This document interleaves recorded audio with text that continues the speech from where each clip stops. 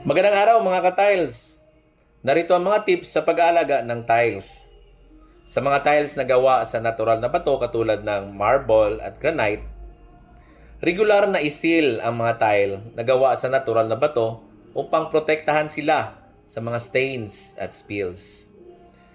Gamitin ng isang pH neutral na cleaner at isang malambot na tela upang linisin ang mga tile na gawa sa natural na bato. At iwasan ding gumamit ng acidic na sustansya katulad ng suka o citrus. Huwag ding gumamit ng chemical katulad ng bleach at ammonia dahil maaring masira ang bato o magulo ang kulay.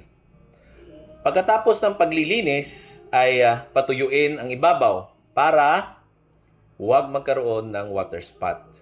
Para naman sa ceramic at porcelain tiles, regular na isweep at i-vacuum ang mga ceramics or porcelain tiles upang alisin ang mga dumi at debris.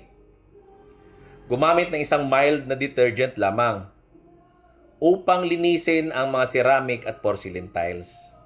Huwag gumamit ng abrasive na material katulad ng mga steel wool at scoring pads para huwag magasgas.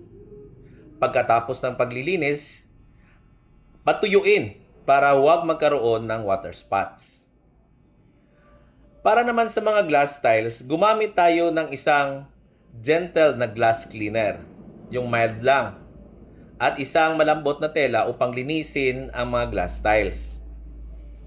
Huwag gamitin ang mga abrasive katulad ng steel wool at saka scoring pads para hindi masira or ma-scratch ang ibabaw.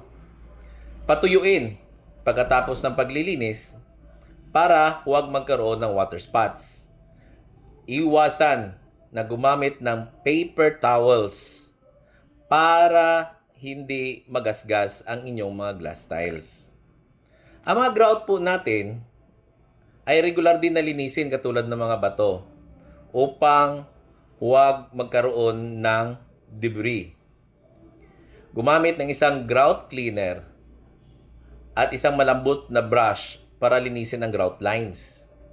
At saka katulad ng natural na bato, regular din na isil ang mga grout lines upang protektahan sila. Huwag gumamit ng bleach para hindi masira ang grout at saka hindi magulo ang kulay.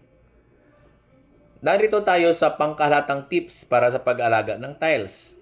Regular na pag-sweep or vacuum ng tiles upang alisin ang mga debris at mga debris.